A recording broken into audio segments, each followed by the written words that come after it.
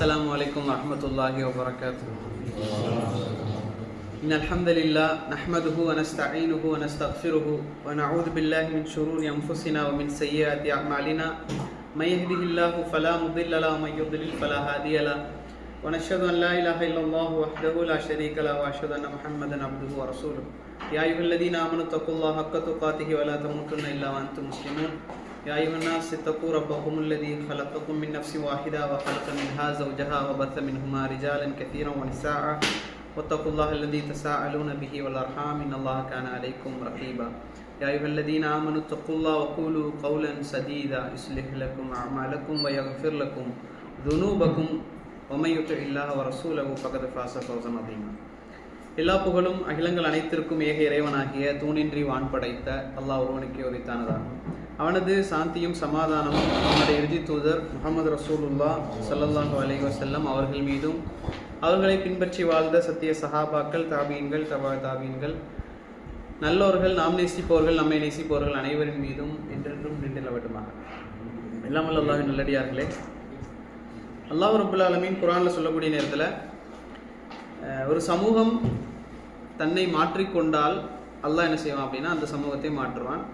அது எப்படி சொல்கிறான் அப்படின்னா, ஒரு சமூகம் தன்னை மாற்றிக்கொள்ளாதவரை அந்த சமூகத்தை அல்லாஹ் மாற்றுவதில்லை அப்படின்னு சொல்லலாம். இதை ரெண்டு விதமாக இப்போ நம்ம எடுத்துக்கலாம்.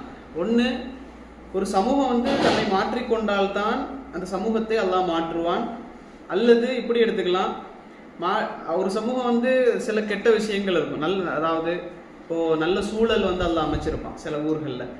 அந்த ஊர்களில் நல்ல சூழல் இருக்கக்கூடிய நேரத்தில் நாம் அந்த நல்ல சூழலை பயன்படுத்தி கொள்ளாதவரை அல்லாஹ் என்ன செய்வானா அந்த நிலைமையை மாற்றிடுவான். இதை இன்னொரு விதத்தில் புரியலாம். எப்படின்னா, நம்மை நாம் மாற்றிக்கொள்ளாவிட்டால், நல்ல முஸ்லீம்களாக மாற்றிக்கொள்ளாவிட்டால் அல்லாஹ் என்ன செய்வான் அப்படின்னா நம்மை அல்லாஹ் மாற்றி விடுவான். நம்மை மாற்றிவிட்டு இன்னொரு சமூகத்தை அல்லாஹ் கொண்டு வருவான். அந்த சமூகம் அல்லாஹ்வை நேசிக்கக்கூடிய சமூகமாக இருக்கும் அப்படிங்கிறதையும் இதில் நாம் புரிஞ்சு கொள்ளலாம். அப்போ இந்த மார்க்கத்தை பொறுத்த வரைக்கும் இறை தூதர்கள் அனுப்பப்பட்டாங்க. இறை தூதர்கள் அனுப்பப்பட்டது எதற்காக அப்படின்னா, அவர்களுடைய வழிமுறையை நமக்கு கற்றுத்தருவதற்காகத்தான். இப்போது அல்லாஹ் அவனுடைய இறை வேதம் அனுப்புறதாக இருந்தா, இப்போ குரானை அல்லாஹ் இறக்கி வைக்கிறதாக இருந்தா நேரடியாக இறைவனால் இறக்கி வைக்க முடியும் குரானை. ஆனால் ஒரு இறை தூதர் மூலமாக எதற்காக இறக்கி வைக்கிறான் அப்படின்னா, அந்த தூதர்கிட்ட இருந்தும் நமக்கு படிப்பினை எடுக்கணும், அந்த சுண்ணாக்களை நாங்கள் எடுக்கணும் அப்படிங்கிறதுக்காக. அப்போ சுண்ணாக்களை நடைமுறைப்படுத்துவது ரொம்ப முக்கியம். அதில் ஒன்று தான் நசீஹான்னு சொல்கிறது, உபதேசம். அல்லாஹ் சொல்லுவான், உபதேசம் செய்யுங்கள், உபதேசம் செய்வது நல்லவர்களுக்கு பயனளிக்கும், முஃமின்களுக்கு, நம்பிக்கை கொண்டவர்களுக்கு அது பயனளிக்கும் அப்படின்னு சொல்கிறோம். அப்போ நம்ம நினைவுபடுத்துறது மூமின்களுக்கு பயனளிக்கும் என்ற காரணத்திற்காக இந்த உபதேசங்கள் நாம் என்ன செய்கிறோம். இப்போ எனக்கு தெரிஞ்ச விஷயங்கள் என்னை விட அதிகமாக சில வேளை உங்களுக்கு தெரிஞ்சதாக இருக்கலாம், உங்களுக்கு தெரியாத ஒரு சில விஷயங்கள் எனக்கு தெரிஞ்சதாக இருக்கலாம். அப்போது இந்த உபதேசங்கள் செய்யப்படுவதெல்லாம் நம்மளை ஞாபகப்படுத்திக் கொள்வதற்காக, அதன் மூலம் நானும் நீங்களும் ஒரு மாற்றம் அடைய வேண்டும் அப்படிங்கிறதுக்காகத்தான். அப்போ நாங்கள் இன்னைக்கு எதுக்காக என்ன செய்கிறோம் அப்படின்னா, இந்த சுண்ணாக்கள் சொன்னால் இறை தூதருடைய வழிமுறைகள். அந்த வழிமுறைகளில் இன்னைக்கு தர்க்கம் செஞ்சுக்கிட்டு தான் இருக்கிறோம் பெரும்பாலுமே தவிர, அதை செயல்படுத்துகிற அளவுக்கு இன்றைக்கு சமூகம் இல்லை. சுண்ணாக்களை பற்றி, இறை தூதருடைய வழிமுறைகளை பற்றி, சுன்னத்துகளை பற்றி அதிகமாக தர்க்கம் செய்கிறோமே தவிர அதிகமாக செயல்படுத்துவதற்கு நாங்கள் தயாராக இருக்கிறோமா அப்படின்னா கிடையாது. உதாரணமாக கொஞ்சம் வருஷங்களுக்கு முன்னால் எகிப்தில் ஒரு சம்பவம். அந்த எகிப்திலுடைய ஒரு ஏர்போர்ட்டில் ஒரு செருப்பு தைக்கிற ஒரு பையன் இருக்கிறார். இந்த செருப்பு தைக்கிற பையன் அந்த ஏர்போர்ட்டுக்கு வெளியில் வேலை செஞ்சிட்டு இருக்கிறான், செருப்பு தைச்சிட்டு இருக்கிற பையன். அப்போ அந்த ஏர்போர்ட்டுக்கு வெளியில் ஒரு பாதிரியார் என்ன செய்கிறாருன்னா அந்த ஏர்போர்ட்லேருந்து வெளியே வர்றாரு. அந்த பையனை பார்க்குறாரு. பார்த்த உடனே அந்த பையன் என்ன செய்கிறான்னா அஸ்ஸலாமு அலைக்கும் அப்படின்னு சொல்கிறான். அவனுக்கு தெரியாது, யாருன்னே தெரியாது. வர போகிறவங்களுக்குலாம் சலாம் சொல்லணும். நமக்கு இப்போ நீங்கள் அந்த சுன்னா இல்லையே, தெரிஞ்ச முகங்களுக்கு மட்டும்தான் சலாம் சொல்கிற பழக்கம் நமக்கு இருக்குது. ஆனால் ரசூலுல்லாஹ் சொன்னாங்க, சலாமை பரப்புங்கள் அப்படின்னாங்க. யார் தெரிந்தவர்களுக்கும் தெரியாதவர்களுக்கும் சலாம் சொல்லுங்க. சலாம்னா என்னது, நமக்கு தெரிஞ்ச அஸ்ஸலாமு அலைக்கும் அப்படின்னா அதுக்கு அர்த்தம் என்ன, அல்லாஹ் என்ன செய்யட்டும், சாந்தியும் சமாதானத்தையும் உங்களுக்கு ஏற்படுத்தட்டும் அப்படிங்கிற ஒரு நல்ல ஒரு இது. அப்போ அதை அந்த பையன் என்ன செய்யறான்னா அந்த பாதிரியாருக்கு சொல்றான், அஸ்ஸலாமு அலைக்கும் சொல்றான். அந்த பாதிரியார் என்ன செய்யறாருன்னா அப்படியே ரீப்ளை பண்றாரு அந்த பையனுக்கு, வலைக்கும் சலாம். ஏன்னா அவருக்கு தெரியுது, அரபிக் தெரியுது. அந்த பாதிரியாரும் அவனுக்கு ரீப்ளை பண்ணுறாரு. உடனே அந்த பாதிரியார் அந்த பையன்கிட்ட கேட்குறாப்புல, எப்படி இருக்கிற அப்படின்னு சொல்லி, ஹவ் ஆர் யூ அப்படின்னு சொல்லி கேட்குற மாதிரி, கைஃப ஹாலக்குன்னு சொல்லிட்டு எஜிப்டில், சரிங்களா? அப்போ கேட்குறாரு. அந்த பையனும் வந்து அல்ஹம்துலில்லா அப்படின்றான். அல்ஹம்துலில்லானா எல்லா புகழும் இறைவனுக்கு தான், நான் நல்லா இருக்கிறேன் அப்படிங்கிற ஒரு அர்த்தம். இப்படி சொன்ன உடனே அவருக்கு வந்து ஆச்சரியமாக போச்சு. எப்படி செருப்பு தைக்கிற பையன் நல்லா இருக்கிறேன்னு எப்படி சொல்கிறான்? கஷ்டமாக தான் இருக்குது அப்படின்னு தான் சொல்லுவாங்க பொதுவாக. கஷ்டமாக இருக்குது, என்ன செய்யறதுன்னு தெரியல, சரி ஓடிக்கிட்டு இருக்கு வாழ்க்கை. இதுக்கு பதிலாக அந்த பையன் என்ன செய்கிறான் அப்படின்னா, அவர் சொல்கிறாரு அல்ஹம்துலில்லா, நான் நல்லா இருக்கேன், சிறப்பாக இருக்கிறேன் அப்படின்றாரு. அப்போ அவர் கேட்குறாரு, எப்படி நீ சொல்கிற அப்படின்னு கேட்குப்போ அவன் சொல்கிறான், எனக்கு நேர்வழின்னு ஒன்று கிடச்சிருக்கு. அது ஒரு பெரிய ஒரு இஸ்லாம் என்பது ஒரு பெரிய ஒரு நியாமத்து, எனக்கு கிடைச்ச பெரிய ஒரு சொத்து. அதை தாண்டி எனக்கு இறைவன் என்ன செய்யறான் அப்படின்னா, எனக்கு உணவளிக்கிறதுக்கு ஒரு வேலையை தந்திருக்கிறான். அதன் மூலம் நான் சாப்பிட்டுக்கிட்டு இருக்கிறேன், டெய்லி உயிர் வாழ்ந்துக்கிட்டு இருக்கிறேன். இதே எனக்கு ஒரு பெரிய சொத்து. இதை தவிர எனக்கு இந்த வாழ்க்கையில் வேற எதுவும் தேவையில்லை அப்படின்னு சொல்லி அந்த பையன் சும்மா சொல்றாரு, பேசுறாரு. கடைசியில் அந்த பாதிரியார் என்ன ஆகிறார் அப்படின்னா, இஸ்லாத்தை ஏற்றுக்கிறார், ஷஹாதா சொல்லி. இன்னும் அவர் எந்த அளவுக்கு மாறிட்டார் அப்படின்னா, குரானுக்கு விளக்கம் சொல்லக்கூடிய, விளக்கம் எழுதுகிற அளவுக்கு அவர் மாறிட்டார். இன்னைக்கு விளக்கம் எழுதிக்கிட்டு இருக்கிறார் குரானுக்கு. அப்போ இது எதனால் ஏற்பட்டுச்சு அப்படின்னா, சுண்ணா கிளப்பியது ஒரு சின்ன ஒரு சுண்ணா. அதே மாதிரி இன்னொரு சம்பவம் சொல்லுவாங்க, சவுதியில் நடந்த ஒரு சம்பவம். ஒரு ரூமில் வந்து 2 முஸ்லீம் சகோதரர்கள் இருக்கிறாங்க. இன்னொரு ரூமில் வந்து ஒரு மாற்று மத சகோதரர் இருக்கிறார். அந்த மாற்று மத சகோதரருக்கு வந்து ராத்திரியில் வந்து ஒரு நெஞ்சுவலி ஏற்பட்டுச்சு. நெஞ்சுவலி ஏற்பட்டு அவரால் முடியலை, சத்தம் போடுறாரு, காப்பாற்றுங்க அப்படின்னு சொல்லி சத்தம் போடுறாரு. யாரும் கவனிக்கலை. பக்கத்து ரூமில் இருந்த 2 இஸ்லாமிய சகோதரர்கள் என்ன செய்கிறாங்கன்னா, உடனே போய் அந்த ரூமை தட்டி கதவை உடைச்சி உள்ளே போய் அவரை தூக்கி ஆம்புலன்ஸில் வச்சு கொண்டு போகிறாங்க. கொண்டு போகக்கூடிய நேரத்தில் ஒரு முஸ்லீம் சகோதரர் வந்து தும்மல் போட்டார். தும்மல் போட்டுட்டு அல்ஹம்துலில்லா சொல்லிட்டார். கூட இருந்தவர் சொன்னார், என்ன சொல்லுவோம், எர்ஹமத்துல்லா அப்படின்ற. இவர் மறுபடியும் சொல்கிறார், யஹ்திகுமுல்லா யுஸ்லிஹ் பாலக் அப்படின்னு. இதை வந்து அந்த பையன் வந்து அந்த அந்த சாகிற நிலையில் இருக்கக்கூடிய நேரத்தில் அந்த மாற்று மத சகோதரன் பார்த்துட்டு இருக்கிறான். அவனுக்கு தெரியுது இந்த மாதிரிலாம் நடக்குது அப்படின்னு. அப்புறம் ஹாஸ்பிட்டலில் சேர்த்து அவனை காப்பாற்றிட்டான். காப்பாற்றினதுக்கு பிறகு அந்த பையன் வந்து அந்த 2 பேரையும் கூப்பிட்டு கேட்டான், அந்த முஸ்லீம் சகோதரில் கூப்பிட்டு கேட்டான், நீங்கள் மாதிரி தும்மல் போட்டதுக்கு நீங்கள் என்னவோ சொன்னீங்க, அதுக்கு இவர் என்னமோ சொன்னார், மறுபடியும் நீங்கள் என்னமோ சொன்னீங்க, இது என்ன, எதுக்காக இப்படி நடந்துச்சு அப்படின்னு சொல்லி கேட்குறத அவர் சொன்னார், நான் தும்மல் போட்டதுக்கான உடனே எனக்கு அல்ஹம்துலில்லா சொல்கிறதுக்கு இறை தூதர் சொல்லியிருக்கிறாங்க, நான் அதை சொன்னேன் அல்ஹம்துலில்லா. என்ன ரீசன், அதுக்கு நிறைய ரீசன் இருந்தாலும் இறை தூதர் சொன்னதுனால நம்ம சொல்கிறோம். ரீசன் என்னன்னா, அந்த 1 நிமிஷம் 1 செகண்டுக்கு வந்து உயிர் வந்து நின்றுட்டு வருது அப்படின்னு சொல்லி சொல்லுவாங்க தும்மல் போடுற நேரத்தில். அப்போது இது நடந்ததுனால நான் அல்ஹம்துலில்லா சொல்கிறேன். அதுக்கு அவர் பதில் சொல்கிறாரு, அல்லாஹ் உங்கள் மேலே ரஹ்மத் செய்யட்டும் அப்படின்னு சொல்லி அவர் எனக்காக பிரார்த்திக்கிறாரு, நானும் அவருக்காக திருப்பியும் பிரார்த்திக்கிறேன் அப்படின்னு சொன்னோன்னா அந்த பையன் இஸ்லாத்தை ஏற்றுக்கிறார். சரிங்களா? இப்போது இதெல்லாம் என்னென்னா சின்ன சின்ன சுண்ணாக்கள், சின்ன சின்ன வழிமுறைகளை வந்து இஸ்லாமிய சமூகம் பின்பற்றக்கூடிய நேரத்தில் அதன் மூலம் ஒரு மாற்றம் ஏற்படும். இது அழைப்பு பணி. இந்த தலைப்பு வந்து அழைப்பு பணி தான். மார்க்கத்தை நோக்கி மக்களை அழைக்கிற ஒரு அழைப்பு பணி. அதில் என்னெல்லாம் இருக்குது அப்படிங்கிறதுக்காகத்தான் இந்த தலைப்பு. அப்போ இன்னைக்கு வந்து நாங்கள் வந்து சுண்ணாக்களை பற்றி பேசுறது, அதுக்காக வந்து தர்க்கம் செய்கிறதெல்லாம் ஜாஸ்தியாக பண்ணுறோமே தவிர அதை வந்து செயல்படுத்துறதுக்கு வந்து எங்களால் முடியுதா அப்படின்னா முடியலை. உதாரணமாக இப்போ தாடி எடுத்துக்கிட்டால் கூட, தாடி ஒரு சுண்ணா. இப்போ நான் வந்து தாடி வைக்காதவங்க வந்து, இப்போ நான் தாடி வச்சுருக்கேன் அப்படிங்கிறதுனால உங்களை விட நான் வந்து உயர்ந்தவன், மார்க்கத்தில் சிறந்தவன் அப்படிங்கிறது இல்லை. ஆனாலும் இறை தூதர் வந்து அதை வைக்க சொன்னாங்க.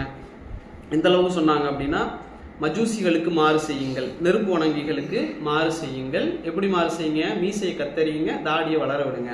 இன்னைக்கு தாடியை கத்தரிக்கலாமான்னு கேட்குறாங்க. தாடியை கத்தரிக்கலாமாங்கிறதுலே என்ன வருது? ரசூலுல்லாஹ் தெளிவாக சொல்கிறாங்க, மீசையை கத்தரிங்க அப்படின்னா, கட் பண்ணுங்க.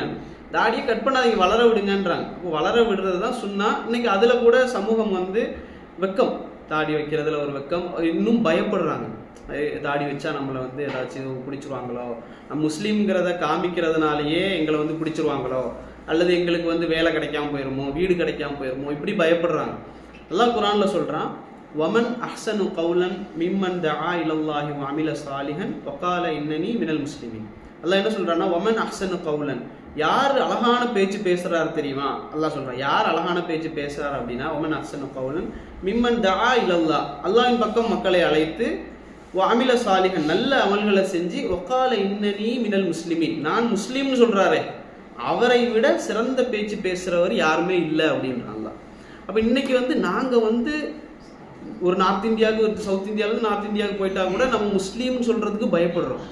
ஓகே, பயப்படுறதுக்கு ஒரு ரீசன் இருக்கு அப்படின்னு இருந்தா கூட சொல்றதுக்கு என்ன பயம்? அல்லாஹ் சொல்றான், அதை விட அழகிய பேச்சு பேசக்கூடியவன் எவனுமே இல்லை. என்ன நல்ல அமல்களை செஞ்சு அல்லாஹ்வின் பக்கம் மக்களை அழைச்சி நான் முஸ்லீம் என்று சொல்றான், முஸ்லீம்களில் உள்ளவன் சொல்லக்கூடியவனை தவிர அவனை விட அழகிய பேச்சு பேசுறவன் யாருமே இல்லை அப்படின்னு சொல்லி அல்லாஹ் ரப்பல் ஆலமீன் சொல்றான். அப்ப நாங்க என்ன செய்யணும் அப்படின்னு சொன்னா, இந்த மாதிரி சுன்னத்தான விஷயங்கள், அழைப்பு பணி போன்ற விஷயங்கள்ல நாங்க என்ன செய்யக்கூடாதுன்னா பின்தங்கக்கூடாது. கௌரவம் என்ற இடத்துல நம்ம செஞ்சிடக்கூடாது. உதாரணமாக நிறைய பேர் முஸ்லீம்களாக இருப்பாங்க, ஒரு பெரிய பதவிக்கு போயிட்டாங்க அல்லது ஒரு பெரிய ஒரு ஆஃபீஸுக்கு போயிட்டாங்க அப்படின்னு சொன்னால், சவுதி அரேபியாவை பொறுத்த வரைக்கும் வேற, இந்தியாவை பொறுத்த வரைக்கும் ஒரு பெரிய கவர்மெண்ட் வேலைக்கு போயிட்டாங்க அப்படின்னா ஒரு முஸ்லீம் போய் அவருக்கு சலாம் சொன்னால் கூட திருப்பி பதில் சொல்ல மாட்டார். தன்னை முஸ்லீமான்னு காட்டிக்க மாட்டார் கவர்மெண்ட் ஆஃபீஸஸில். அப்போது அதில் இப்போ ஏஆர் ரஹ்மான் எடுத்துக்கொள்ளுங்களேன். திலீப் அவருடைய பழைய பெயர் அப்படி தானே, திலீப் குமாரா என்ன தெரியல, திலீப் அவரோட பேர். அவரு கூட என்ன செய்யறாரு அப்படின்னு சொன்னா, இஸ்லாத்துக்கு வந்தவர். அவர் வந்த முறை வேணா தவறாக இருக்கலாம். ஒரு தர்காவில் போய் ஒரு ஷேக்குடைய கரத்தை பிடிச்சி இஸ்லாத்துக்கு வந்துட்டாரு. அந்த அடிப்படையில் அவர் என்ன சொல்லியிருக்கிறாரு, அந்த ஷேக் சொல்றாரு அவர்கிட்ட இசை கூடும் அப்படின்னு இருக்காரு. அந்த அடிப்படையில் அவர் இசையை கண்டினியூ பண்ணிக்கிட்டு இருக்கிறார். இவர் நல்ல ஒரு மார்க்கம் தெரிஞ்ச ஒரு ஆலிம்கிட்ட அவர் இஸ்லாத்தை ஏற்றுக்கிட்டு இருந்தா அவர் விட்டுருப்பார். இப்போ அதை விடுங்களேன், இசையை விடுங்களேன். இப்போ அந்த ஏஆர் ரஹ்மான் என்ன செய்கிறார் அப்படின்னு சொன்னால், அங்கே அந்த லாஸ் ஏஞ்சல்ஸில் நடக்கக்கூடிய ஆஸ்கார் அவார்டு கொடுக்குற அந்த இடத்துல குளோபல் அவார்டு கொடுக்குறாங்க, ஆஸ்கார் கொடுக்குறாங்க. அங்கே உலகத்திலே மிக பிரபல்யமான மனிதர்கள் எல்லாம் இருக்கிறாங்க. அங்கே போயிட்டு அவர் என்ன சொன்னார், அல்ஹம்துலில்லாஹி ரப்பில் ஆலமீன்கிறத தமிழில் சொன்னார். சூரத்துல் ஃபாத்திஹாவுடைய முதல் வசனம் அப்படிதானே, எல்லா புகழும் இறைவனுக்கே அப்படிங்கிறது. ரெண்டு அவர் உணர்த்துறாரு. ஒன்று தமிழன் அப்படிங்கிறத உணர்த்துறாரு, ரெண்டாவது ஒரு இஸ்லாமியன் அப்படிங்கிறதையும் அவர் உணர்த்துறார். எல்லா புகழும் இறைவனுக்கே அப்படின்றார். இது நாங்கள் இருந்தால் செஞ்சுருப்போமா? நாங்கள் முடிஞ்ச வரைக்கும் அந்த இந்த இதெல்லாம் விட்டுருப்போம். இறைவன், கடவுள், இது எல்லாமே விட்டுருப்போம். ஆனால் அவர் அதை செஞ்சார். அது அவர் நம்ம பாராட்டி தான் ஆகணும்.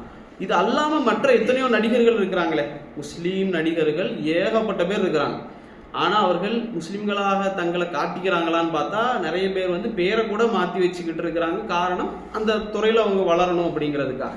இப்போ நாங்கள் பிறப்பால முஸ்லீமாக இருக்கக்கூடியவர்கள் கூட அந்த ஒரு இஸ்லாமியன் நான் என்று காட்டுறதுல என்ன செய்கிறோம் அப்படின்னு சொன்னால் தயக்கம் காட்டுறோம். அல்லாஹ் என்ன சொல்கிறான், நீங்கள் முஸ்லீம்னு சொல்கிறதுல தான் என்ன உங்களுக்கு கௌரவம் இருக்குது, அதுதான் உங்களுக்கு கண்ணியம், அதுதான் நல்ல பேச்சு அப்படின்னு சொல்கிறான். ஏன்னா பிறப்பால் நமக்கு பல பேருக்கு இஸ்லாம் கிடச்சிருக்கு. பிறப்பால் நாங்கள் பிறந்துட்டோம், இஸ்லாமிய குடும்பத்தில் பிறந்துட்டோம் அப்படிங்கிறதுனால பலருக்கு இஸ்லாம் கிடச்சிருக்கு. பல பேருக்கு அந்த சூழல் கிடைக்காததுனால இஸ்லாம் போய் சேரலை. இது அவ்வளோதான் வித்தியாசமே தவிர, நாங்கள் ஒரு நவுதுபில்லா அந்த ஒரு சமூகத்தில், இஸ்லாம் அல்லாத சமூகத்தில் பிறந்திருந்தா நாங்களும் இஸ்லாத்துக்கு வந்திருக்கவே மாட்டோம். எங்களுக்கு என்ன தோணுதோ அதை செஞ்சுக்கிட்டு போயிட்டே இருந்திருப்போம். இஸ்லாமிய சமூகத்தில் பிறந்ததுனால இஸ்லாத்தில் இருக்கோமே தவிர பெரும்பாலும். ஆனால் நிறைய பேர் என்ன செய்கிறாங்க, சிந்திச்சு இஸ்லாம் தான் சரியான மார்க்கம்ங்கிறத புரிஞ்சிருக்கிறாங்க. சரிங்களா? நபிமார்கள் யாருக்காக வந்தாங்க அப்படின்னு சொன்னால், இப்படி புரியாமல் இருந்தாங்கல்ல, இஸ்லாம்னா என்னன்னு தெரியாமல் இருந்த சமூகத்துக்காக இறை தூதர்கள் வந்தாங்க. அல்லாஹ்வுடைய தூதர் நபி ஸல்லல்லாஹு அலைஹி வஸல்லம் அவங்களும் அதுக்காகத்தான் வந்தாங்க. அவர்களுடைய நோக்கமே, அல்லாஹ் அவர்களை இந்த உலகத்துக்கு அனுப்புறதுக்கான நோக்கமே என்ன அப்படின்னா, படைப்புகளை விட்டு மனிதன் படைத்தவனின் பக்கம் வரணும். இதுதான் இஸ்லாம். என்ன அப்படின்னு சொன்னால், சிம்பிளா படைப்புகளை மனிதன் வணங்குவதை விட்டு, படைக்கப்பட்டவைகள் அப்படின்னு சொல்லலாம், கல், மண், இது எல்லாமே எடுத்துக்கலாம், மனிதன், இப்படி படைப்புகளை விட்டு ஒரு மனுஷன் படைத்தவனை வணங்கணும் அப்படிங்கிறதுக்காகத்தான் இறை தூதர்கள் வந்தாங்க. அது எத்து வைக்கிறதுக்காக. அப்போ ஒவ்வொரு காலகட்டத்திலும் மனிதர்கள் வழி தவறி போகக்கூடிய நேரத்தில், இறைவனை விட்டு, படைத்த இறைவனை விட்டு வழி தவறி போகக்கூடிய நேரத்தில் எல்லாம் முதல் கட்டளையாக, அவசர கட்டளையாக, அத்தியாவசிய கட்டளையாக இறைவன் என்ன செய்வான் அப்படின்னா, இறை தூதர்களை இறக்கி அவர்களுக்கு சொல்லக்கூடிய முதல் வசனம் என்ன அப்படின்னா, யா கௌமி அபுதுல்லா. எல்லா இறை தூதர்களும் சொன்ன வசனம், என்னுடைய சமூகமே அல்லாஹ்வை மட்டும் வணங்குங்க. யா கௌமி அபுதுல்லா மாலக்கும் மின் இலாஹின் கைரு. படைத்த இறைவனை தவிர வணக்கத்திற்கு தகுதியானவன் வேறு யாருமே இல்லை அப்படிங்கிறத சொல்வதற்காகவே இறை தூதர்கள் என்ன செஞ்சாங்கன்னா அனுப்பப்பட்டாங்க. நமக்கு தெரியும், இந்த உலகத்தில் இந்த உலகத்தை எல்லாம் படைத்து, உலகத்தில் இருக்கக்கூடிய மரம், செடி, கொடி, இப்படி எதை எடுத்துக்கொண்டாலும், சூரியன், சந்திரன் எல்லாத்தையுமே படைத்தது ஒரு இறைவன் இருக்கிறான். இதை நாங்கள் என்ன செய்கிறோம், எல்லாருமே நம்புகிறோம். ஈவன் முஸ்லீம்கள் மட்டுமல்ல, மற்ற மக்கள் என்ன செய்கிறாங்க அப்படின்னு சொன்னால் இதெல்லாம் நம்புகிறாங்க. எல்லாத்தையும் படைத்த ஒருத்தன் இருக்கிறான் அப்படிங்கிறத நம்புகிறாங்க. 2 இறைவன் இருந்திருந்தா என்ன இருக்கும்? குரான்ல இறைவன் சொல்றான், 2 இறைவன் இருந்திருந்தா இந்த வானம் பூமி எல்லாம் சின்ன பின்னமா இருக்கும். ஒரு கடவுள் சொல்லுவாரு எனக்கு இந்த டிசைன்ல வேணும் அப்படிம்பாரு, இன்னொரு கடவுள் சொல்லுவாரு எனக்கு இந்த டிசைன் செட் ஆகல, எனக்கு இது வேணும். இன்னொருத்தருக்கு ஒருத்தரை பிடிக்கும், அவனை நான் வாழ வைப்பேன் பாரு. இன்னொரு கடவுள் சொல்லுவாரு இல்ல எனக்கு இவனை பிடிக்கல, இவனை அழிச்சே தீரணும் பாரு. இப்படி இருந்திருந்தால் சிதறுண்டு போயிருக்கும் அப்படின்னு சொல்லி அல்லாஹ் குரான்ல சொல்றான். அதே போல அல்லாஹ் குரான்ல சொல்லுவான், இதெல்லாம் நபிமார்கள் எடுத்து வைக்கிற வாதங்கள். அதே போல நபிமார்களை சொல்றாங்க அதாவது சம வல் அபசார வல் அஃபிதா, உங்களுடைய பார்வைகள், உங்களுடைய செவி புலன்கள், நீங்க பேசுற பேச்சு இதெல்லாம் இருக்குதே, இதெல்லாம் யாரு உங்களுக்கு தந்தது? கடவுளை தவிர, ஒரே இறைவனை தவிர வேறு யாரும் கிடையாது அப்படின்னு சொல்லி எல்லாம் குரான்ல இறைவன் என்ன செய்யறான்? இறை தூதர்கள் மூலியமாக மனிதர்களுக்கு அறிவித்து கொடுக்கிறான். இதுதான் நமது பணியும், மக்களுக்கு இறைவனை பற்றி எடுத்து வைக்கக்கூடிய பணி. சரிங்களா? ஏன்னா அல்லாஹ்வை அதாவது மனிதனை பொறுத்த வரைக்கும் எப்படி அப்படின்னு சொன்னா, உலகத்துல நல்ல அறிவு முதிர்ச்சி பெற்றிருப்பான். நல்ல அறிவு முதிர்ச்சி, எல்லாவற்றையும் புரிந்த மனிதன். நல்ல கேளுங்க, எல்லாவற்றையும் புரிந்த மனிதன், அறிவு முதிர்ச்சியில உச்சத்துல இருக்கிற மனிதன், தான் படைக்கக்கூடிய அதாவது தான் வணங்கக்கூடிய இறைவனை பற்றிய விஷயத்துல மிகப்பெரிய முட்டாளா இருப்பான். நிறைய பேரை நீங்க பார்க்கலாம், நிலாவுக்கெல்லாம் போயிட்டு வர்றதுக்கெல்லாம் ஆள் அனுப்புறான். அதே போல மைக்ரோஸ்கோபிக் லெவல்ல டிஎன்ஏ அதெல்லாம் கூட என்ன செய்யறான், உள்ள போய் ஆராய்ச்சி பண்றான். அதே போல ஆட்டுத்தோல்ல இருந்து என்னெல்லாம் செய்யலாம்னு கண்டுபிடிச்சு அதுல இருந்து பல விதமாக செய்வான். இப்படி அறிவு முதிர்ச்சியில உச்சத்திற்கு போயிட்டான். ஆனா படைப்பாளனுடைய விஷயத்துல தான் யாரை வணங்குறேன் அப்படிங்கிற விஷயத்துல யோசிக்கிறதே கிடையாது. அதாவது எக்ஸாம்பிளுக்கு சொல்லணும் அப்படின்னா, அவன் போடக்கூடிய செருப்பு, நம்ம போடக்கூடிய செருப்புக்கு பிராண்டு தேடுவோம், அதுக்கு தகுதி இருக்கான்னு தேடுவோம், நம்ம சைஸுக்கு செட் ஆகுதான்னு தேடுவோம். இன்னும் சொல்ல போனா சில நாகரிகமாக இல்லாம கூட இருக்கலாம், உள்ளாடைக்கு கூட என்ன செய்வோம்னு சொன்னா பிராண்டு தேடுவோம். சரியான பிராண்டா, நல்ல தகுதியானதா, சைஸு கரெக்டா, இது போட்டா செட் ஆகுமா, இது உண்மையிலே நல்ல தயாரிப்பு தானா, இப்படின்னு தேடி தேடி பார்க்கக்கூடிய மனிதன் தான் வணங்கக்கூடிய ஒரு கடவுள் வணங்குவதற்கு தகுதியானவர் தானா, இவர் என்ன படைத்தவர் தானா அப்படிங்கிறதுல யோசிக்கவே மாட்டான். சரிங்களா? அதை யோசிச்சு பார்க்கணும் அப்படிங்கிறத தவிர அழைப்பு பணி அப்படிங்கிறது வேறு எதுவுமே கிடையாது. படைப்புகளை மட்டுமல்ல, மனிதர்களை இன்னைக்கு வணங்குறாங்க. சில பேர் திடீர்னு என்ன செய்யறாங்கன்னு சொன்னா, தமிழ்நாட்டில் கூட ஒரு அம்மா என்ன செய்யறாங்க, நான் கடவுள் அப்படின்றாங்க. இன்னொரு ஆள் இருக்கிறார், அவர் என்ன செய்யறார், நான் கடவுள் அப்படின்றார், தன்னை வணங்குமாக அழைக்கிறார். இன்னும் சொல்ல போனா முஸ்லிம்கள்ல நிறைய பேர் கூட இறந்து போன நல்லடியார்கள், நல்லவர்களை கூட என்ன செய்யறாங்க, வணங்குறாங்க. உயிரோடு இருக்கக்கூடிய மனிதர்களை கூட வணங்குறாங்க, இறந்து போன மனிதர்களை கூட என்ன செய்யறாங்கன்னா வணங்குறாங்கன்னு எதை சொல்றேன் அப்படின்னா, துவா செய்யறாங்க அவங்க கிட்ட. அல்லாஹ் என்ன சொல்றான், துவா ஒரு இபாதத், வணக்கம். அத்துஆஉ மினல் இபாதா, துவா என்பது வணக்கம். நீங்க யார்கிட்ட துவா செஞ்சாலும் சரி அது வணக்கம் தான். சரிங்களா? அப்போ இறந்து போன மனிதர்கள் அல்லது அடக்கம் செய்யப்பட்ட நல்லவர்களிடத்துல ஒரு முஸ்லிம் பெயர் கொண்ட ஒருவர் போய் எனக்காக நீங்க குழந்தை கொடுங்க, எனக்கு வரம் கொடுங்க, எனக்கு நல்ல ஒரு வேலையை கொடுங்க, காணிக்கை போடுறாரு, அங்க தங்குறாரு, அதுக்கு போர்வை விரிக்கிறாரு, அதுக்கு கட்டிடம் கட்டுறாரு, பெரிய மினாரா குபா எல்லாம் கட்டுறாரு அப்படின்னு சொன்னா அதுவும் என்னதான், இணை வைப்பு தான். அவர்களுக்கும் நாம் என்ன செய்யணும், இஸ்லாத்தை பற்றிய உண்மையான இஸ்லாத்தை அவர்களுக்கு நாங்கள் என்ன செய்யணும், விளங்கப்படுத்தணும். இது மாற்று மதத்தவர்களுக்கு மட்டுமல்ல, இஸ்லாமிய பெயர்ல இருந்தாலும் கூட என்ன செய்யணும், அவர்களுக்கு நாங்கள் விளங்கப்படுத்தணும்.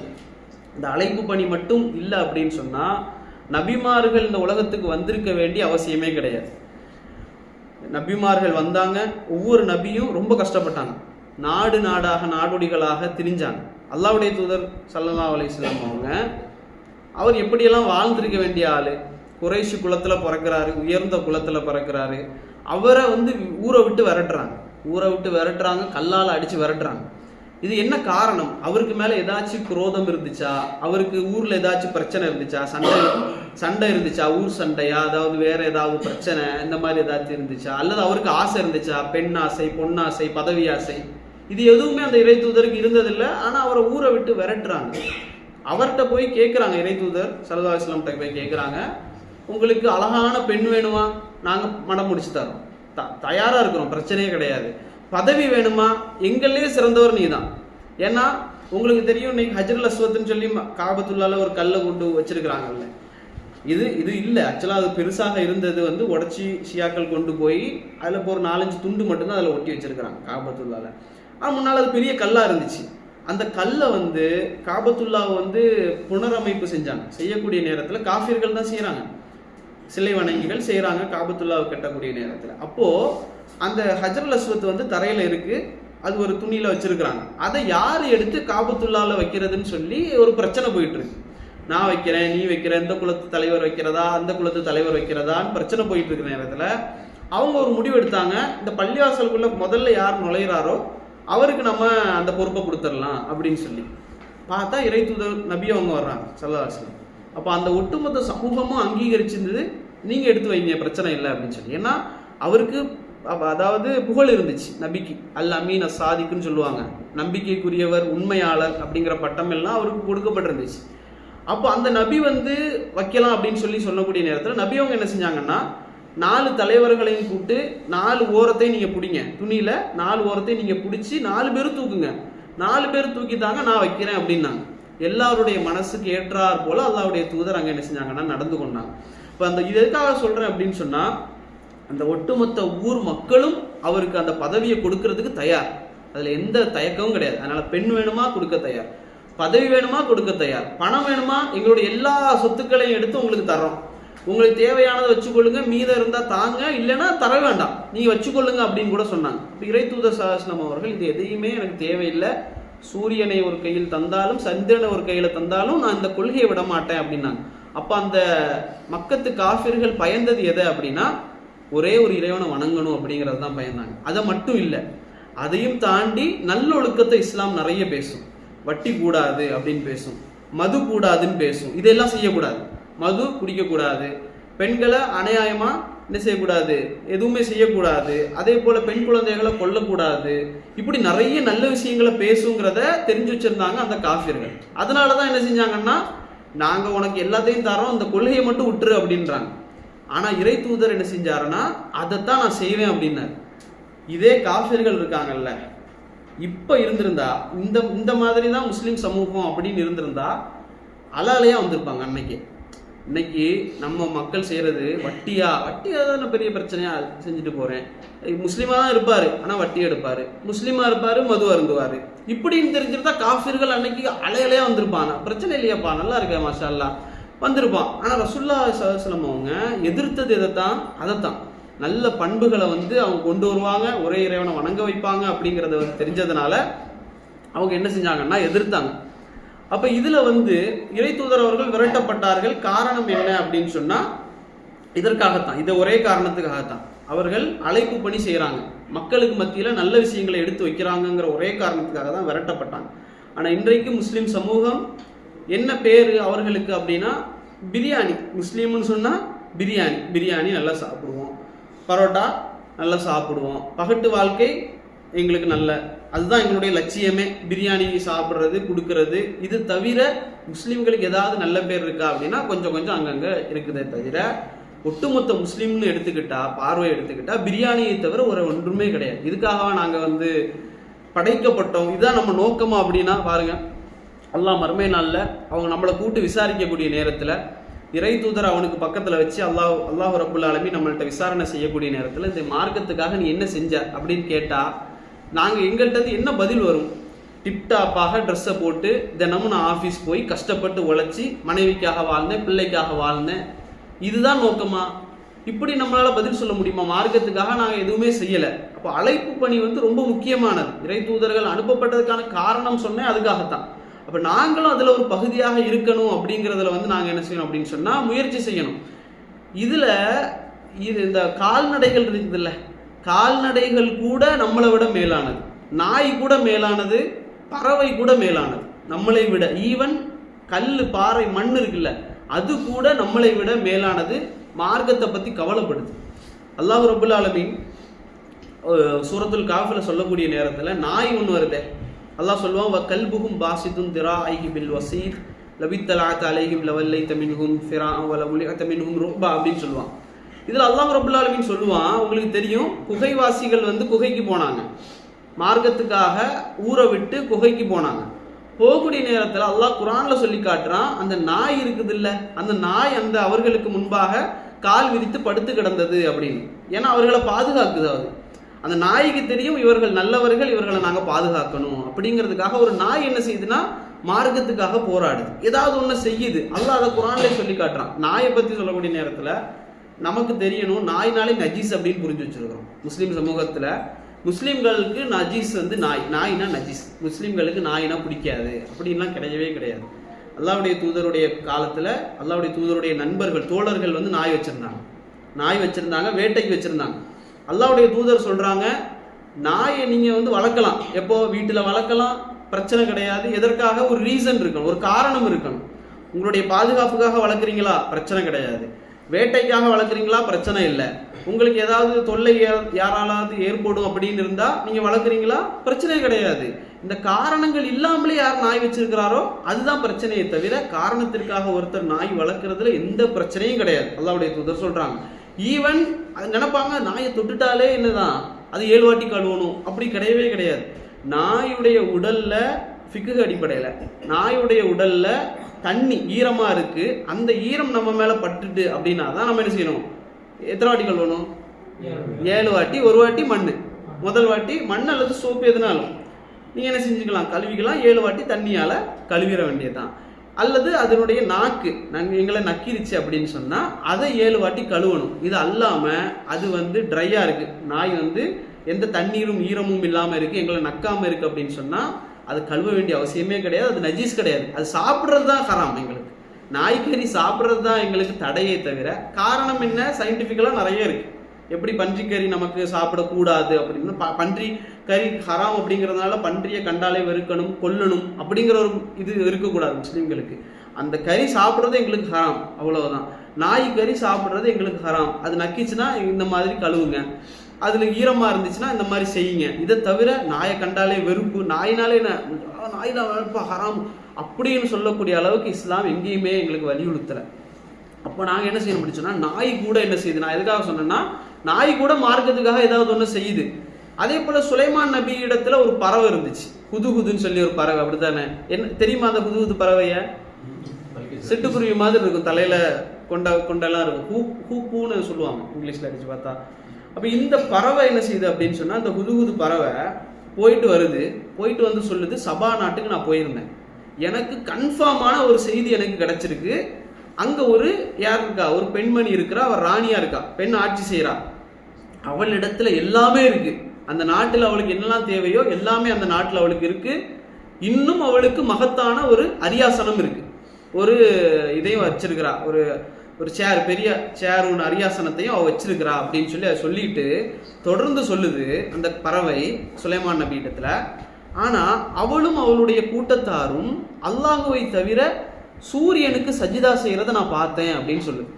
அல்லாஹுவை அன்றி அவர்கள் சூரியனுக்கு சஜிதா செய்யறதை நான் என்ன செஞ்சேன், பார்த்தேன் அப்படின்னு சொல்லிட்டு தொடர்ந்து சொல்லுது. அந்த பறவை தான் பேசுது.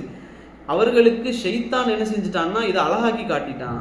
ஷைத்தான் சூரியனுக்கு சஜிதா செய்யறது தான் அழகு அப்படின்னு சொல்லி அவர்களுக்கு காட்டி விட்டான். அவர்கள் நேர்வழி பெற வேண்டாமா, அவர்கள் இறைவனுக்கு படைத்த ஒரே இறைவனுக்கு சஜிதா செய்ய வேண்டாமான்னு சொல்லி கவலையோட ஒரு ஹுதுஹுது என்ற சொல்லக்கூடிய ஒரு பறவை என்ன செய்யுதுன்னா கேட்குது. அது தொடர்ந்து கடைசியா சொல்லுது, அல்லாஹு லா இலாஹ இல்லாஹுவ ரப்புல் அர்ஷில் அதீம், வணங்குவதற்கு தகுதியான இறைவன் ஒரே ஒரு இறைவனை தவிர வேறு இல்லை, அவனுக்குத்தான் அர்ஷ் என்னது ஆட்சி சொந்தமானது என்று சொல்லி அந்த ஹுதுஹுது பறவை என்ன செய்யுதுன்னா கவலைப்படுது. பாருங்க, நாய் கவலைப்படுது, ஹுதுஹுது அப்படிங்கிற பறவை கவலைப்படுது, சமூகத்துக்காக எறும்பு கவலைப்படுது. சுலைமான் நபி வரக்கூடிய நேரத்துல எறும்பு சொல்லுது, எல்லாரும் என்ன செஞ்சிருங்க, கூட்டுக்குள்ள போயிருங்க, சுலைமானும் அவருடைய படையினரும் வந்துகிட்டு இருக்கிறாங்க, வந்தாங்கன்னா உங்களை தெரியாம மிதிச்சு கொண்டுருவாங்க, உள்ள போங்க அப்படின்னு சொல்லுது. சமூகத்தை பத்தின கவலை எறும்புக்கு இருக்கு. அப்ப எங்களுக்கு இன்னும் அந்த கவலை இல்லை. இன்னும் சொல்ல போனா மலைகள் இருக்குல்ல, மலைகளும் வானமும் கூட கவலைப்படுது. அல்லாஹ் குர்ஆன்ல சொல்லி காட்டுவான், தகாது ஸமாவாத்து யதஃபத்தர்ன மின்ஹு வதன்ஷக்குல் அர்த வதஹிருல் ஜிபாலு ஹத்தா. அல்லாஹ் சொல்லுவான், வானங்கள் சமாவாத்திற்குள்ள வானங்கள் எல்லாம் வெடித்து விட பார்க்கிறது, பூமி பிளந்து விட பார்க்கிறது, வதஹிருல் ஜிபாலு ஹத்தா, மலைகள் எல்லாம் வெடித்து சிதறி விட பார்க்கிறது. அல்லாஹ் சொல்றான், இந்த வானங்கள் பூமி மலைகள் எல்லாம் வெடிச்சு சிதற பார்க்குது. என்ன காரணம் தெரியுமா? அல்லாஹ் சொல்றான், அன்தஉ இல ரஹ்மானி வலதா. எதற்காக தெரியுமா அதெல்லாம் அந்த மாதிரி வெடிச்சு சிதற பார்க்குது? மனிதர்களில் சில பேர் வந்து தாவா செய்கிறாங்க, அப்படியே சொல்கிறாங்க, அன்தஅவு லிர்ரஹ்மானி வலதா, அல்லாவுக்கு மகன் ஒருத்தன் இருக்கிறான் அப்படின்னு சொல்லி அவர்கள் என்ன செய்கிறாங்க, பிரச்சாரம் செய்கிறாங்க. இதை நினைச்சே வானமும் பூமியும் மலையும் வெடிச்சு செதறணும்னு நினைக்குது அப்படின்றான். நமக்கு அந்த உணர்வுலாம் கிடையாது, கவலையெல்லாம் கிடையாது. நாங்கள் என்ன செய்வோம், அந்த பெருநாள் வரக்கூடிய நேரத்தில், அவர்களுடைய பெருநாள் வரக்கூடிய நேரத்தில் விஷஸ் அனுப்புவோம், ஹாப்பி கிறிஸ்மஸ்ன்னு சொல்லி அனுப்புவோம். அப்போ என்ன கவலை முஸ்லீமுக்கு இருக்கு? அல்லாஹ் அதில் தொடர்ந்து சொல்லுவான், வமா யன்பகி லிர்ரஹ்மானி ஐ யத்தஹித வலதா, அல்லாஹ்வுக்கு என்ன தேவை இருக்குன்னு கேட்குறான். அல்லாஹ் ஒரு குமாரனை, ஒரு பையனை எடுத்துக்கிறதுக்கு அல்லாஹ்க்கு என்ன தேவை இருக்கு அப்படின்னு கேட்குறான். அப்போ அல்லாஹ்வுக்கு ஒரு குமாரன் இருக்கிறான் அப்படின்னு சொல்றதை நினைச்சு வானங்களும் பூமியும் மலையும், நாய் கவலைப்படுது, பறவை கவலைப்படுது, எறும்பு கவலைப்படுது. ஆனால் ஒரு மனிதன், முஸ்லீமாக இருக்கக்கூடிய மனிதன் கவலைப்படாமல் இருக்கிறான். அப்போ நாங்கள் எல்லாம் என்ன செய்யணும் அப்படின்னா, ஒரு கொஞ்சமாவது கவலை எங்களுக்கு எடுத்துக்கொள்ளணும். இன்றைக்கு எங்களுக்கு பெருமை என்ன பெருமை, நாங்கள் முஸ்லீம் குடும்பத்தில் பிறந்துட்டோம், நாங்கள் வந்து என்ன செஞ்சிடும், சொர்க்கத்துக்கு போயிடும் அப்படிங்கிற ஒரு கவலை. அப்போ எங்களுக்கு இந்த கவலை, எங்களுக்கு இந்த பெருமை, கவலை இல்லை பெருமை. அப்போ அல்லாஹ் என்ன செய்வான் அப்படின்னு சொன்னால், இந்த பெருமையை வச்சுக்கிட்டு மட்டும் நீ இருந்த அப்படின்னு சொன்னால் ஒன்றை மாற்றிக்கிட்டு இன்னொரு சமூகத்தை நான் கொண்டு வந்துடுவேன். அவர்கள் என்ன செய்வாங்க, அவர்கள் உன்னை விட என்ன நல்ல விரும்புவாங்க. அப்படிதான் அல்லாஹ் ரப்புல் ஆலமீன் சொல்றான். இன்றைக்கு இஸ்லாத்துக்கு வரக்கூடிய ஒரு பெண்ணாக இருந்தாலும் சரி, ஒரு ஆணாக இருந்தாலும் சரி, அவர்களுக்கு பெண் கொடுக்கறதும் கிடையாது, எடுக்கிறதும் கிடையாது. நிறைய பேர் இருக்கிறாங்களா, இருக்கிறாங்க, மாஷா அல்லாஹ். ஆனால் நிறைய பேர் என்ன செய்யறாங்கன்னா, ஒரு பெண்ணை எடுக்கணுமா, ஒரு இஸ்லாத்துக்கு வந்த ஒரு பையனை வந்து எடுக்கணுமா, கல்யாணம் பண்ணணுமா அப்படின்னா யோசிக்கிறாங்க. எனக்கு செட் ஆகாது அப்படின்றாங்க. அவனுக்கு பர்த் முஸ்லீமா பாருங்க பாய், பிறந்ததுலேருந்தே அந்த குடும்பத்வாரியா முஸ்லீமா இருக்கிறானான்னு பாருங்க பாய். என்ன அப்போ இப்போ சஹாபாக்கள் எடுத்துக்கொள்ளுங்களேன். சஹாபாக்கள் யாரு? சஹாபாக்களை எடுத்துக்கிட்டா அபூபக்கர் யாரு, உமர் யாரு, உஸ்மான் யாரு, அலி ரலியல்லாஹு யாரு, இவங்க எல்லாருமே யாரு, இஸ்லாத்துக்கு வந்தவங்க தான். இவர்கள் உங்களுடைய வீட்டுக்கு வந்தா பெண் கொடுக்க மாட்டாங்களா? கொடுக்க மாட்டீங்களா? ஒரு அவங்க வந்து பெண் கேட்டு வர்றாங்க, அல்லது அந்த சஹாபிய பெண்மணிகள் வந்து ஒரு கணவனை கேட்டு வர்றாங்க, மாப்பிள்ளை கேட்டு வர்றாங்கன்னா கொடுக்க மாட்டோமா? அப்போ நாங்க என்ன செய்யணும் அப்படின்னு சொன்னா, எங்களால முடிஞ்ச வரைக்குமாவது இஸ்லாத்தை ஏற்றுக்கொண்டவங்களை வந்து அரவணைக்கிறதுக்கு முயற்சியாவது பண்ணணும். ஏதாவது ஒரு வகையிலையாவது என்ன செய்யணும், உதவி செய்யணும்.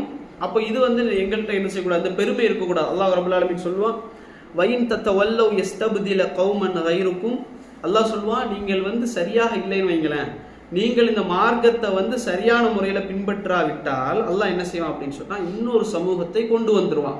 அல்லாஹ் தொடர்ந்து சொல்றான், சும்மலா யகூனு அம்சாலக்கும், அவர்கள் உங்களை போல இருக்க மாட்டாங்க அப்படின்றான் அல்லாஹ். எப்படி? அவங்க உங்களை போலலாம் இருக்க மாட்டாங்க, அவர்கள் சரியான முறையில் இஸ்லாத்தை மக்களுக்கு எடுத்து வைப்பார்கள். இன்னைக்கு பார்க்குறோமா இல்லையா, முஸ்லீம்களை விட இஸ்லாத்தை ஏற்றுக்கொண்டவர்கள் வந்து இந்த மார்க்க பிரச்சாரங்களை அதிகமாக செய்கிறாங்க, முன்னின்று செய்கிறாங்க.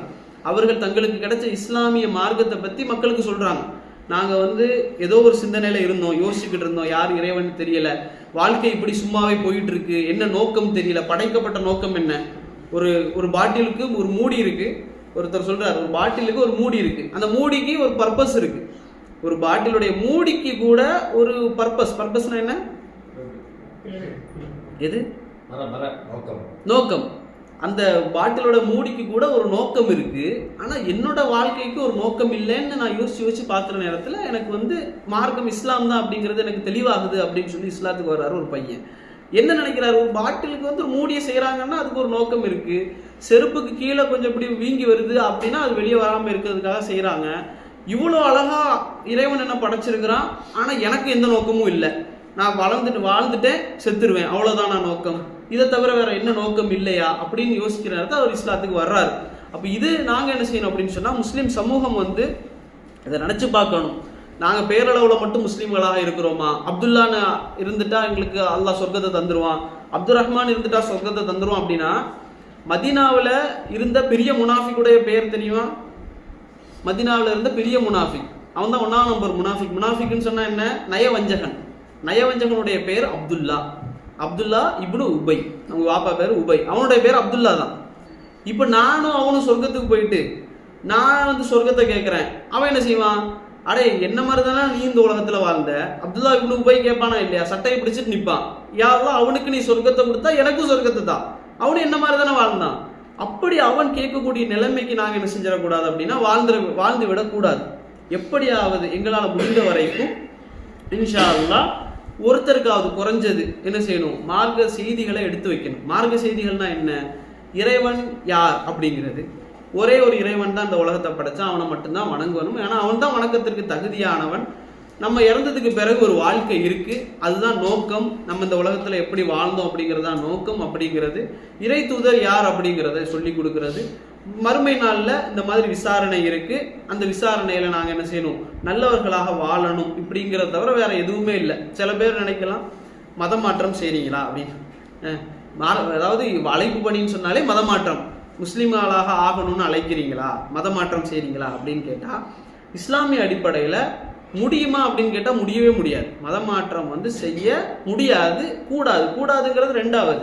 இஸ்லாம்ல கூடாதும் இருக்கு, மதமாற்றம் செய்ய கூடாதுன்னு இருக்கு, முடியாதுன்னு இருக்கு. கூடாதுன்னு எங்க இருக்கு? அல்லாஹ் சொல்றான், இந்த மார்க்கத்தில் எந்த நிர்பந்தமும் கிடையாது. ஒருத்தர் தானாகவே இறைவன் ஒருவன் தான் நம்பி வர்றாரு அப்படின்னா தான் அவர் முஸ்லீம்.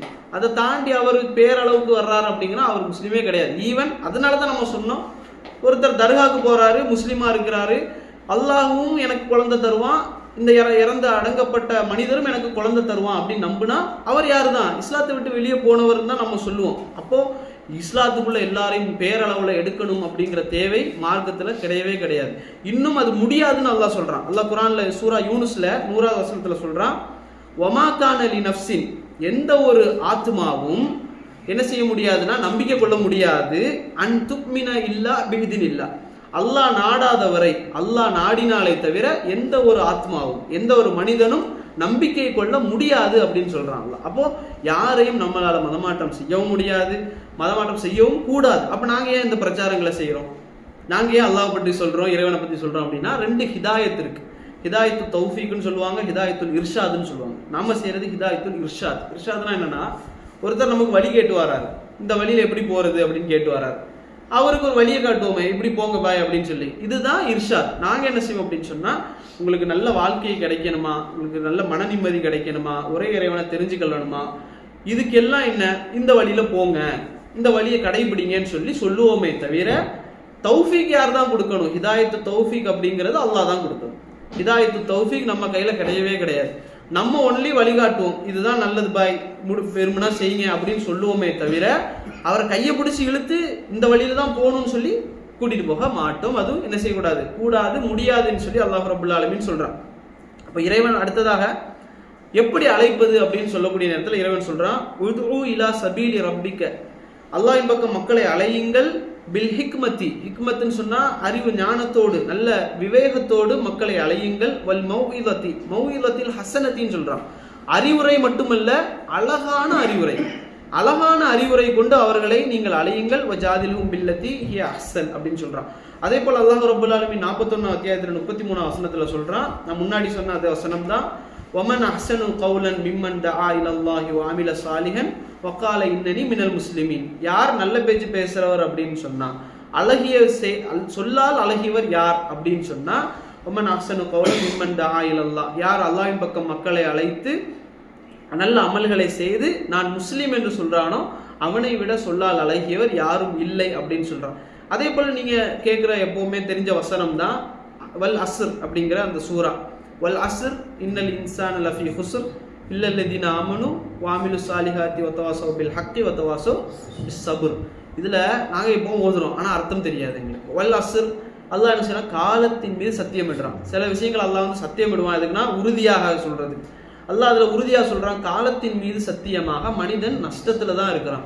என்ன நஷ்டத்துல இருக்கிறான்? காலத்தை வேஸ்ட் பண்ணிக்கிட்டு இருக்கிறான், அவன் மறுமைக்கு வேஸ்ட் பண்ணிக்கிட்டு இருக்கிறான் அப்படின்றான். அல்லாஹ் நஷ்டத்துல தான் இருக்கிறான். யாரை தவிர, யாரை தவிர, யார் ஈமான் கொண்டு நல்லமல்களை செய்து சத்தியத்தை உபதேசித்து பொறுமையோடு இருக்கிறாரோ அவரை தவிர.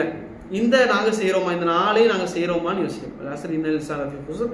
இல்லல்லதீன ஆமனு, ஈமான் கொண்டு வஅமிலு ஸாலிஹாத், நல்ல அமல்களை செய்யறோமா. அடுத்தது வத்தவாஸோ பில் ஹக்கி வத்தவாஸோ பிஸ் ஸப்ர், பொறுமையை கொண்டும் சத்தியத்தை கொண்டும் ஒருவருக்கு ஒருவர் உபதேசிக்கிறார். இந்த நாளையும் செஞ்சாதான் அவர் என்ன செய்யறாருன்னா காலத்தை டைமை அழகா யூஸ் பண்றாரு. இதை தவிர வேற எல்லாருமே நஷ்டத்துல தான் இருக்கிறோம் அப்படின்னு சொல்லி அல்லாஹ் ரப்புல் ஆலமீன் சொல்லி காட்டுறான். அப்ப நாங்க என்ன செய்யக்கூடாது, அந்த செயலை செஞ்சிடக்கூடாது. எங்களால முடிஞ்ச வரைக்கும் ஒரு சகோதரனுக்கு மார்க்கத்தை பத்தின செய்திகளை எடுத்து வைக்கணும். எப்படி எடுத்து வைக்கிறது? ஒன்லி சொல்றதால மட்டுமா? நல்ல பண்புகள் மூலமாக. நல்ல பண்புகள்னா நாங்கள் நடிக்க வேண்டிய அவசியம் இல்லை. இறை தூதருடைய வாழ்க்கை முறை எங்கள்கிட்ட கொண்டு வந்தால் போதும், அதே ஒரு நல்ல பண்புகளை எங்களுக்கு பிரதிபலிக்கும். அதே போல நல்ல செயல்கள், உண்மை பேசுறது, இதே மாதிரி மார்க்கத்தில் இருக்கக்கூடிய விஷயங்கள்ல முஸ்லிம்களாக இருந்தாலே என்னதான் அது ஒரு பெரிய ஒரு தாவா, அது ஒரு அழைப்பு பணியாகத்தான் இருக்கும். அல்லாஹ்வுடைய தூதர் அலி ரலியல்லாஹு அன்ஹு சொல்றாங்க, ஹைபர் யுத்தத்துல எதிரிகள் முன்னுக்கு நிற்கிறாங்க சண்டைக்கு, சரிங்களா, எல்லாம் வாள் கத்தி எல்லாம் வச்சுக்கிட்டு எதிரிகள் முன்னுக்கு நிற்கிறாங்க. நபி அவங்க இந்த சைடு நிற்கிறாங்க. நபியுடைய அலி ரலியல்லாஹு அன்ஹு இடத்துல மர்மான இடத்துல சொல்றாரு ரசூல்லா, அவர் சொல்றாரு, என்ன ரசூல்லா சொல்லுங்க என்ன செய்யணும் அப்படின்னு கேட்கிறாரு. எல்லாரையும் போய் வெட்டி கொன்றவா, அந்த ஆர்வத்தில் நிற்கிறாங்க எல்லாரும். அப்போ ரசூல்லா சொல்றாங்க, அந்த இடத்துல தான் ரசூல்லா சொல்றாங்க, நீங்க என்ன செய்யுங்க, முதல்ல மார்க்க செய்தியை அவங்களுக்கு சொல்லுங்க, மார்க்கத்தை அவர்களுக்கு எத்தி வையுங்கள். உங்கள் மூலமாக ஒருவருக்கு இஸ்லாம் கிடைத்தால் உங்களுக்கு சிவப்பு ஒட்டகங்கள் கிடைப்பதை விட சிறந்தது அப்படின்னா.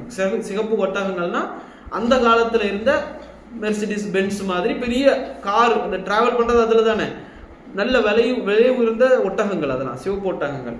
அப்ப அந்த சிவப்பு ஒட்டகங்கள் உங்களுக்கு கிடைப்பதை விட ஒருத்தர் உங்க மூலியமாக மார்க்கத்தை தெரிந்து கொள்றது, இஸ்லாத்துக்கு வர்றது சிறந்தது அப்படின்னு சொல்லி நபி அவங்க அந்த இடத்துல உபதேசிக்கிறாங்க.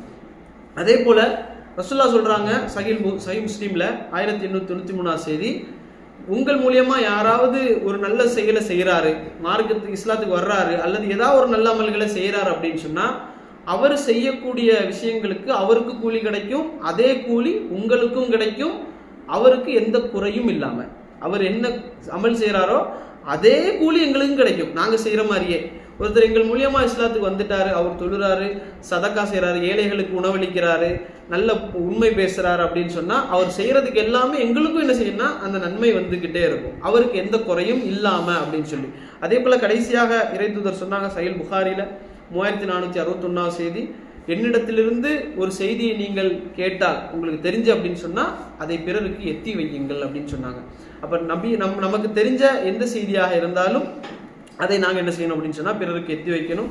கடைசியாக ஒரே ஒரு குர்ஆன் வசனம், இது எச்சரிக்கை, இது கடைசியாக அழைப்பு பணி நாம செய்யல அப்படின்னு சொன்னா அல்லாஹ் கொடுக்கக்கூடிய ஒரு எச்சரிக்கை, சரிங்களா. இது அல்லாஹ் ரப்பல் ஆலமீன் சொல்லி காட்டுகின்றான், குல் நபியே நீங்கள் சொல்லுங்கள், இன்கான ஆபாவுக்கும் வ அப்னாவுக்கும் வ இஹ்வானுக்கும் வ அஸ்வாஜுக்கும் வ அஷீரத்துக்கும் வ அம்வாலு தரஃப்துமூஹா வ திஜாரத்துன் தக்ஷௌனஹா. அல்லாஹ் ரப்பல் ஆலமீன் இதில் தொடர்ந்து சொல்றான், உங்களுடைய ஆபாவுக்கும், உங்களுடைய தந்தைமார்கள், அவங்க இருக்கிறாங்களா உங்க வாப்பா இவங்க, அதே போல அபுனாவுக்கும், உங்களுடைய பிள்ளைகள் யாரா இருந்தாலும் சரி, பொம்பளை பிள்ளை ஆம்பளை பிள்ளை எல்லாருமே, வ இஹ்வானுக்கும், உங்களுடைய சகோதரர்கள், வ அஸ்வாஜுக்கும், உங்களுடைய மனைவிமார்கள், வ அஷீரத்துக்கும், உங்களுடைய குடும்பக்காரங்க இவங்க எல்லாரும், அதே போல அம்வாலும் இஃப்தரஃப்துமூஹா, அதாவது நீங்க திரட்டி வச்சிருக்கீங்களே செல்வம், அம்வால் அது உங்களுடைய திரட்டி வச்சிருக்கக்கூடிய செல்வங்கள், அதே போல நஷ்டம் ஏற்பட்டுருமோ அப்படின்னு நீங்க பயப்படக்கூடிய வியாபாரம், இது எல்லாத்தையும் நீங்க என்ன செய்றீங்க அப்படின்னு சொன்னா, அதே போல நீங்க விரும்பக்கூடிய வீடுகள் என்னெல்லாம் சொன்னேன் பாருங்க, மனைவி, கணவன், தந்தை, வாப்பா, அம்மா, பிள்ளை, சொத்து, வியாபாரம், வீடு, இது எல்லாமே உங்களுக்கு விருப்பத்துக்குரியதாக மாறினால், அல்லாஹ் சொல்றான், உங்களுக்கு இதெல்லாம் விருப்பத்துக்குரியதாக மாறினால், எதை விட அல்லாஹுவையும் அவனுடைய தூதரையும் அவனுடைய வழியில் போர் புரிவதையும் விட உங்களுக்கு விருப்பமாக மாறினால், சரிங்களா. எப்படி அல்லாஹ்வை விடையும் அல்லாஹ்வுடைய தூதரை விடவும் உங்களுக்கு இந்த விஷயங்கள் எல்லாம் விருப்பத்துக்குரியதாக மாறிவிட்டால் அல்லாஹ் சொல்கிறான், வத்தரப்பசு, நீங்கள் காத்திருங்கள். அல்லாஹ் சொல்றான், வத்தரப்பசு, காத்திருங்கள், ஹத்தா யஅதி அல்லாஹு பி அம்ரி, அல்லாஹ் சொல்றான், என்னுடைய கட்டளை அவர்களுக்கு வரும் வரை அவர்கள் காத்திருக்கட்டும். கட்டளை அப்படிங்கிறது என்னன்னா தண்டனை, அவர்களுக்கு என்னுடைய வேதனை அவர்களை அடையும் வரை நீங்க என்ன செய்யுங்க, வத்தரப்பசு, நீங்க காத்திருங்க, நான் அனுப்பிக்கிட்டே இருப்பேன். வல்லாஹு லா யஹ்தில் கௌமில் ஃபாசிகீன். தொடர்ந்து அல்லாஹ் சொல்றான், அல்லாஹ் பாவிகளை, இந்த மாதிரி பாவிகளை என்ன செய்வான், நேரான வழியில செலுத்தவே மாட்டான் அப்படின்றான். அப்ப எங்களுக்கு எங்களுடைய குடும்பங்கள், எங்களுடைய சொத்து, எங்களுடைய வியாபாரம், நாங்க செய்யற வேலைகள், இது எல்லாம் எங்களுக்கு எங்களுடைய மார்க்கத்தை விட்டு தூரமாக்குது, அழைப்பு பணியை விட்டு தூரமாக்குது, அமல்கள் செய்யறதை விட்டு எங்களை தூரமாக்குது அப்படின்னு சொன்னா அல்லாஹ் சொல்றான், என்னுடைய வேதனையை நீங்க என்ன செஞ்சிருங்க, எதிர்பார்த்து கொண்டிருங்க, உங்களுக்கு நான் நேர்வழி காட்ட மாட்டேன், நீங்க பாவிகள் அப்படின்னு சொல்லி அல்லாஹ் என்ன செய்யறான், எச்சரிக்கிறான். அதனால நாங்க என்ன செய்யறோம் அப்படின்னு சொன்னா, எங்களால முடிஞ்ச அளவுக்கு நல்ல பண்புகளால அல்லது நல்ல உபதேசங்களை கொண்டு நல்ல அறிவோட என்ன செய்யணும் அப்படின்னு சொன்னால், முஸ்லீம்களாக இருந்து கொண்டு தவறு செய்யக்கூடியவர்களையும், முஸ்லீம்களாக இருந்து கொண்டு இறைவனுக்கு இணை வைக்கக்கூடியவர்களையும், இறைவனை தெரியாமல் இருக்கக்கூடிய மற்ற மக்கள், கிறிஸ்தவர்களாக இருக்கலாம், மற்றவர்களாக யாராக இருந்தாலும் அவர்களுக்கு இறைவனை பற்றின செய்திகளை எடுத்து வைக்கிறது எங்கள் மேலே கடமை. அல்லாஹ் அது சம்பந்தமாக எங்கள்கிட்ட மறுமை நாளில் கேள்வி கேட்பான், உங்களுடைய கடமைகளை நீ செஞ்சியா அப்படின்னு சொல்லி. நாங்கள் என்ன செய்யணும் அப்படின்னு சொன்னால், எங்களால் முடிஞ்ச வரைக்கும் என்ன செய்யணும், எப்படியாவது எங்களுடைய நற்பண்புகள் மூலமாகவாது என்ன செய்யணும்னு சொன்னால் மற்ற மக்களுக்கு மார்க்க பிரச்சாரங்களை செய்யணும்.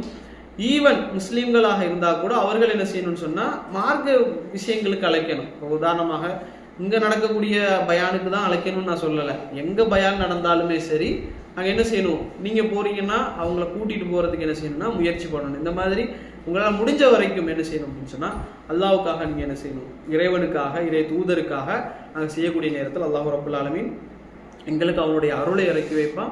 அந்த அருளின் மூலமாக இந்த உலகத்தில் அமைதி நிலவும். இஸ்லாம் என்ற அமைதி, இஸ்லாம் என்பது முஸ்லீம்களுக்கு மட்டுமல்ல, முஸ்லீம் அல்லாதவர்களுக்கும் தான், மிருகங்களுக்கும் தான், ஈவன் உயிரற்றவைகளுக்கும் என்னதுதான் பாதுகாப்பு, அமைதி, இஸ்லாம் என்ற அந்த மார்க்கம். அப்போ அதை நாங்கள் என்ன செய்யணும்னு சொன்னால், இன்ஷா அல்லாஹ் சலாத்தை பரப்புவதை போல என்ன செய்யணும், மார்க்கத்தையும் நாங்கள் என்ன செய்யணும், பரப்பணும் இன்ஷா அல்லாஹ். அல்லாஹ் ரப்புல் ஆலமீன் அதே போன்ற ஒரு தௌஃபீக்கை நமக்கு தந்தருவானாக. ஹாதா மா இன்தி வல் இல்மு இந்தல்லாஹ் வ கூலு கௌலி ஹாதா அஸ்தக்ஃபிருல்லாஹி லி வ லக்கும். அஸ்ஸலாமு அலைக்கும் வரஹ்மத்துல்லாஹி வ பரகாத்துஹு. நாய் மேல தண்ணி போடுறது. ஆமாம், நாய் வெட்டாக இருக்கிற நேரத்தில் அது அதனுடைய தோலில், அதனுடைய முடியில் நாய் வளர்க்குறவங்க நாய் அதான் நம்ம குளிப்பாட்டுறோம் அப்படின்னு சொன்னால், குளிப்பாட்டிட்டு நாம் அந்த கழுவிட வேண்டியதான். நம்ம 7 முறை என்ன செஞ்சுக்கலாம், கையை நம்ம சோப்பு போட்டு குளிச்சிட வேண்டியதான். 7 வாட்டி நம்ம ஊற்றிக்கலாம், பிரச்சனை கிடையாது. ஏன்னா நம்ம உடல் முழுக்க படக்கூடிய நேரத்தில். இப்போ ஆடை படுது, கொஞ்சம் நாய் வெட்டாக இருக்கிற நேரத்தில் ஆடை படுதுன்னா அந்த ஆடை பட்ட பகுதியை சோப்பாலேயோ அல்லது மண்ணாலேயோ ஒரு முறை க்ளீன் பண்ணிவிட்டு அதிகப்படியாக தண்ணியால் கழுவி கொள்ளலாம். இதை தாண்டி நாய் நக்கிச்சுன்னா சில நேரத்தில் நக்கி வச்சிடும், அதையும் அதே சட்டம் தான். எப்படி ஈரமான தோல் படுறதோ அதே சட்டம் தான் நாக்கு படுறதுக்கும். அது வாய் வச்ச பாத்திரத்துக்கும் அதே சட்டம், ஒரு முறை மண் 7. இதெல்லாமல் வீட்டுக்குள்ளே நாய் வைக்கக்கூடாது அப்படின்னு சொல்லுவாங்க. அப்படி இல்லை, ரீசன் தேவை இருந்துச்சுன்னா, ஒருத்தருக்கு சில நாய்கள் வீட்டுக்கு வெளியில் வச்சுன்னா செத்து போயிடும், அந்த மாதிரிலாம் இருக்குது. அது வீட்டுக்குள்ளே தான் வைக்கணும், அது பாதுகாப்புக்காகவும் ரீசனுக்காகவும் வச்சுருப்பாங்க. அப்படி வைக்கிற நேரத்தில் உலமாக்கள் என்ன சொல்கிறாங்கன்னா, அப்படி வைக்கிறதும் தப்பு கிடையாது. ஒரு ஹதீஸ் வருது, ரசூலுல்லாஹ் சொல்கிறாங்க, நாய் இருக்கக்கூடிய வீட்டில் மலக்குமார்கள் நுழைய மாட்டாங்க. அதே போல் அவர்களுடைய நன்மைகளில் கிராத்துடைய நன்மை குறையும் அப்படின்னு சொல்லுவாங்க. இது எதுக்குன்னா ரீசன் இல்லாமல் வச்சுருந்தா தான். ரீசனோட ஒருத்தர் வச்சிருக்கிறாரு அப்படின்னா, ஒரு தோட்டம் வச்சிருக்கிறாரு அதுக்கு காவலுக்காக, அல்லது வீட்டுக்கு காவலுக்காக, அல்லது ஒருத்தர் கண்ணு தெரியலை அவருக்கு நாய் தான் உதவணும் அப்படிங்கிற நிலைமையில, இந்த மாதிரி எந்த ரீசனாக இருந்தாலும் பிரச்சனை கிடையாது, நாய் வச்சுக்கலாம். உலமாக்களுடைய கருத்து இல்லை இல்லை, அப்படி இல்லை. அதுக்கு தான் சொல்லுவாங்க மலக்குமார்கள் வரமாட்டாங்க அப்படின்னு. இதை நம்பியோ ஒரு ரீசனுக்காக இருந்தால் மலக்குமார்கள் கண்டிப்பாக வருவாங்க, நம்ம நன்மைகளை குறைய ஏற்படாது.